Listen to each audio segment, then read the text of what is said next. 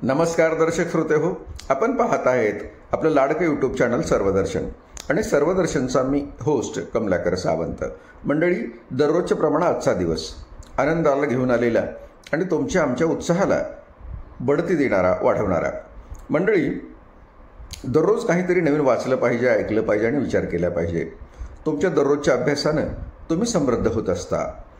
कालच्या एका एपिसोडमध्ये आपण असं बोललो होतो की या पद्धतीनं मत्स्यपालन करता येऊ शकेल आणि मग मत्स्यपालन कसं करायचं यावर आपण सविस्तर बोलणं झालं होतं.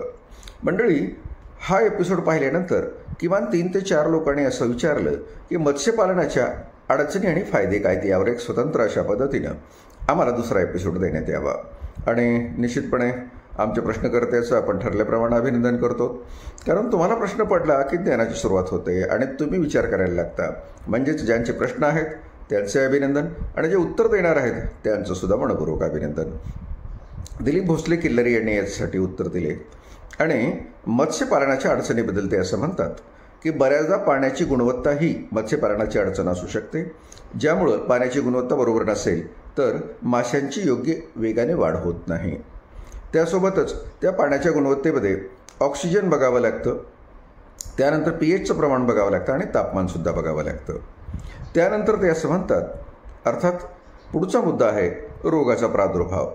मत्स्यपालनाच्या वेळीसुद्धा माशांची वाढ होणार नाही असं कधीकधी रोगाचा प्रादुर्भाव त्याच्यामध्ये होतो, तर ते वेळोवेळी तपासून असे रोग होणार नाहीत यासाठी काळजी घेतली पाहिजे. खाद्याची गुणवत्तासुद्धा तपासणं अत्यंत आवश्यक आहे. चांगल्या दर्जाचं खाद्य हे माशांना वेगानं वाढवायला मदत करतं आणि पर्यावरणाचा प्रभावसुद्धा त्याच्यावर पडत असतो. अगदी रोडच्या लगत, दगडी खाणीच्या जवळ, मोठ्या कारखान्याच्या जवळ सतत वेगवेगळा जमिनीमध्ये येणारा आवाज किंवा हादरे हे सुद्धा कधीकधी मत्स्यपालनाला अडचण करतात. आणि सगळ्यात शेवटचा भाग आहे, साधारणपणे श्रावण महिना किंवा इतर कधीकधी अडचणीच्या वेळा बाजारामध्ये अनिश्चितता असते त्या भावाची, तेवढी एक अडचण आहे. पण बाकी त्यांचा पुढचा प्रश्न असा होता की मत्स्यपालनाच्या अडचणी आपण सांगा आणि मत्स्यपालनाचे फायदेसुद्धा सांगा. मंडळी, पर्यावरणाबरोबर चर्चा करत असताना पर्यावरणाच्या संवर्धनासाठी सुद्धा मत्स्यपालन खूप चांगलं आहे. अनेकदा स्वच्छ पाणी राहण्यासाठी माशांची चांगली मदत होत असते. त्यासोबतच दुसरी गोष्ट आहे, मासे म्हणजे प्रोटीनचा स्रोत आहे.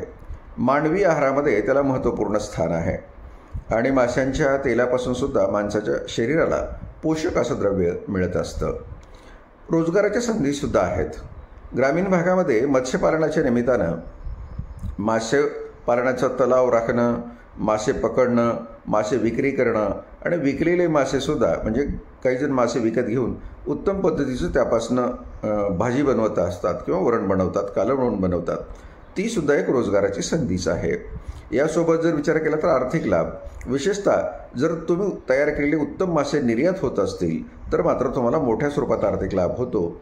असंही तुम्हाला मत्स्यपालनामध्ये छोट्या बियापासून जेव्हा मोठे मासे तयार करतात त्यावेळा आर्थिक लाभ होतच असतो आणि पाण्याचा सदुपयोगसुद्धा होतो.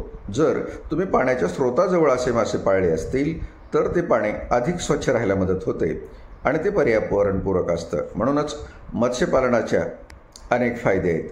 अडचणीच्या बाबतीमध्ये काही प्रमाणात असं विचार करता येईल की काही भागामध्ये फक्त, अर्थात मराठवाड्याचा एक छोटासा त्याच्यातला भाग येतो की जिथं पाणीच नाही तिथं मत्स्यपालन कसं करावं. परंतु जर तुम्ही नवीन पद्धतीचे कृत्रिम असे मोठे ड्रम्स घेतले किंवा ज्याला तळे असं म्हणता येईल तसं तयार केलं तर त्यातूनही तुम्ही मत्स्यपालन करू शकता. आणि मत्स्यपालनाचा आणखी एक महत्त्वाचा फायदा आहे की त्याला जास्तीत जास्त दिवस 365 दिवसापैकी मागणी असते आणि ते आरोग्यदायी आहे. चला तर मंडळी, खूप छान पद्धतीने प्रश्न होता आणि प्रश्नाचं उत्तरसुद्धा त्याच पद्धतीने आपण देण्याचा प्रयत्न केलेला आहे. आता ठरल्याप्रमाणे एक पुढचा प्रश्न आहे आणि पुढचा प्रश्न असा आहे की तुम्ही आम्हाला मत्स्यपालन सांगितलं, मग कुक्कुटपालनाचं काय सांगणार? तर आपण पुढच्या एपिसोडमध्ये कुक्कुटपालनाबद्दल माहिती मिळवूया. पुन्हा एकदा सर्व दर्शक श्रोत्यांचं मनपूर्वक अभिनंदन. हा दिवस तुम्हाला आनंदाचा द्यावं आणि जात असतानाच विचार करा. विचारानंतर सातत्यानं चांगले प्रयत्न करा आणि चांगला विचार आणि चांगले प्रयत्न माणसाला यशस्वी बनवण्यासाठी मदत करतात. धन्यवाद.